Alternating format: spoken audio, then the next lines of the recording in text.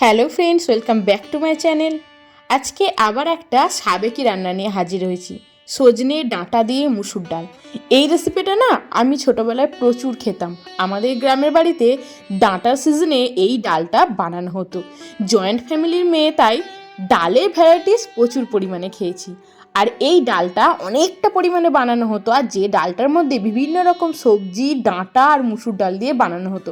আমরা তো সবাই জানি সজনের ডাঁটা হচ্ছে একটা হাই প্রোটিন সবজি। তাহলে আজকে ডাঁটা দিয়ে মুসুর ডালের রেসিপিটা তোমাদের সঙ্গে শেয়ার করছি। গ্রামের বাড়িতে যেমনভাবে বানানো হতো, যেমনভাবে খেয়েছি সেইভাবে।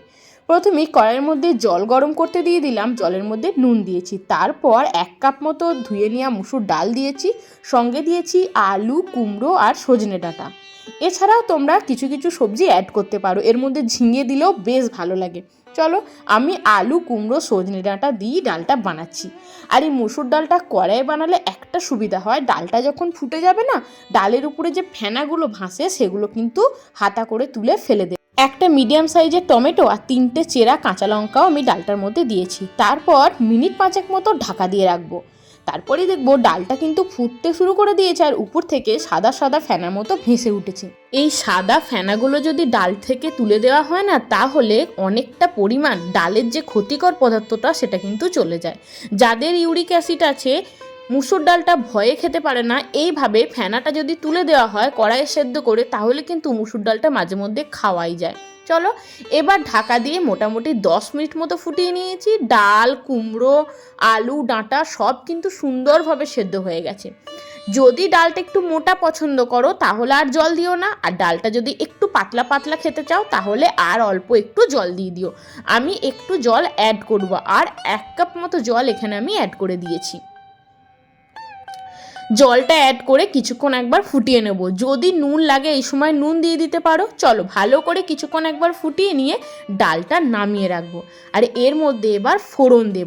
এই যে ডাল তরকারিটা বানানো হতো না, আগে দেখতাম গ্রামে আমার ঠাকুমা এটার মধ্যে একটু রসুন থেতো করে ফোড়ন দিত। কি যে অপূর্ব ফ্লেভার হতো, ডালের মধ্যে রসুনের ফ্লেভারটা দারুণ লাগতো। সজনে দিয়ে ডাল যদি কেউ ভালোবাসো, এইভাবে একটু রসুন ফোড়ন দিয়ে ডালটা বানিয়ে দেখো, দুর্দান্ত খেতে লাগে। আমি একটা মিডিয়াম সাইজের পেঁয়াজও কেটে নিয়েছি।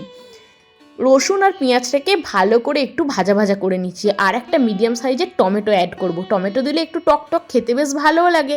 একটা টমেটো ডালের সঙ্গে সেদ্ধ করে নিয়েছি, আর একটা টমেটো এখানে ভাজার সময় দিয়ে দিচ্ছি। আর ডালটা সেদ্ধ করার সময় আমি কিন্তু কোনো রকম হলুদ ব্যবহার করিনি। এরপর আমি এর মধ্যে হলুদ, নুন আবার সব কিছু দিয়ে ভালো করে টমেটো, পেঁয়াজ একসাথে ভাজা ভাজা করে নেব। প্রথমেই দিয়ে দিচ্ছি 1 চামচ নুন। খুব ভালো করে নুনটা দিয়ে টমেটোর সঙ্গে মিশিয়ে নেব, যাতে টমেটোটা সুন্দরভাবে গলে যায়। এবার দিয়ে দিলাম হলুদ গুঁড়ো, তারপর খুব ভালোভাবে সব কিছু মিশিয়ে নেব। আর দিলাম 1/2 চামচ মতো কাশ্মীরি লঙ্কার গুঁড়ো। সব কিছু মশলা একসাথে ভালো করে মিশিয়ে নেব, যাতে টমেটো, পেঁয়াজের সঙ্গে সব কিছু ভাজা ভাজা হয়ে যায়। ব্যাস, তারপরে এই ফোড়নের মধ্যে ডালটা ঢেলে দিয়ে ফুটিয়ে নিলেই হয়ে গেল। খুব সহজে একটা ডাল তরকারি তোমরা বানিয়ে নিতে পারবে। যেদিন কাজের খুব তাড়া থাকে না, সেদিন এরম একটা ডাল তরকারি সহজেই বানিয়ে নিতে পারবে, যেটা খুব হেলদি, তার সঙ্গে টেস্টি। এই রেসিপিটা চরম পরিমাণে হেলদি। সজনে দিয়ে যদি ডাল এইভাবে বানানো হয়, কারণ সজনেটা পুরো ডালের মধ্যেই সেদ্ধ হয়েছে, সজনের যে ফ্লেভারটা, ডাঁটার ফ্লেভারটা পুরোটাই ডালের মধ্যে আছে। এই ডালটা খাওয়াও কিন্তু প্রচণ্ড উপকারী। এইভাবে অবশ্যই গরমের সিজনে ডাল বানাও। আর এই সিজনে সজনে খাওয়া কতটা উপকার আমরা তো সবাই জানি। ফোড়ন দেওয়ার পর ডালটা একবার ভালো করে টকবক করে ফুটিয়ে নিতে হবে। চলো, ডালটা টকবক করে ফুটিয়ে নিয়ে নামিয়ে নিলেই ব্যাস, সজনের ডাঁটা দিয়ে মুসুর ডাল একদম রেডি হয়ে যাবে। আমার মতো যারা যারা ডাল তরকারি খেতে ভালোবাসো, আমাকে কমেন্ট সেকশনে জানিও। রেসিপি কেমন লাগলো জানিও, ভালো লাগলে লাইক করো, ফ্রেন্ডস ফ্যামিলির সঙ্গে প্রচুর শেয়ার করো। তাহলে আসি, সবাই খুব ভালো থেকো। Thank you.